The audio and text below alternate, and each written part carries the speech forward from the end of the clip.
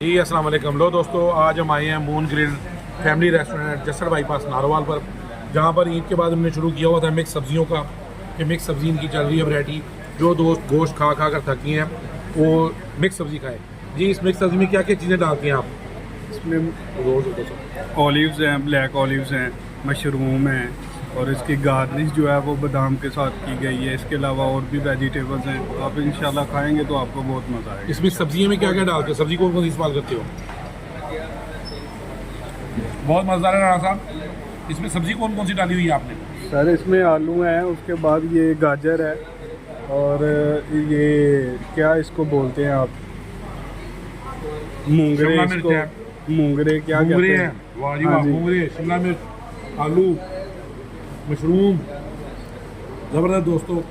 एक दफ़ा ज़रूर चेक कीजिएगा Moon Grill family restaurant Jassar bypass पर मिक्स सब्जी।